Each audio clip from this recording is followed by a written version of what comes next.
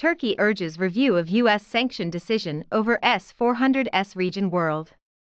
A top Turkish official is calling on the new U.S. administration to engage in a dialogue with Turkey and to review a decision to sanction the country over its purchase of an advanced Russian air defense system.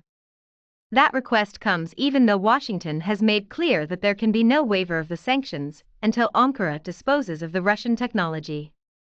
Speaking to reporters late Wednesday, Turkish Defense Minister Hulusi Akar would not be drawn into a question on whether Turkey would consider disposing of the Russian S-400 system amid U.S. pressure. But he said he was hopeful that a solution can be found through common sense before coming to that point.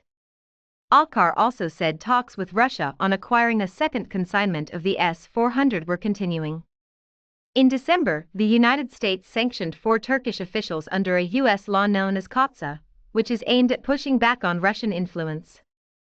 The sanctions, which also included a ban on export licenses to Turkey's Presidency of Defense Industries, were the first time the law was used to punish a NATO ally. Earlier, Turkey was also kicked out of the U.S. F-35 stealth jet program due to concerns that the Russian technology would jeopardize the safety of the fighter jets. The sanctions deepened a rift between Washington and Ankara, which have been at odds over a variety of issues, including Turkish military actions in Syria and elsewhere.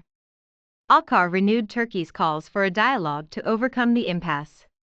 Turkey maintains that the S-400s would not affect NATO systems or the F-35s. "We are saying let's not break things up in this way. Let's sit down and talk and find a solution," Akar said. U.S. officials have ruled out the possibility of discussions with Turkey over the S-400's risks to the F-35s. They have also said the sanctions cannot be lifted as long as the Russian air defense system remains on Turkish soil. Akar said Turkey was left with no choice but to acquire the Russian air defense system after no NATO ally offered Turkey favorable terms.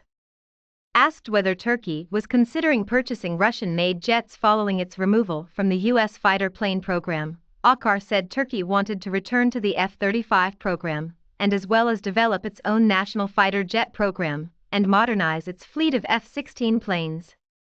"We are part of NATO, we are together with the European Union and the United States. Therefore, we want to be with Europe, with the United States and NATO for our defense and security," he said.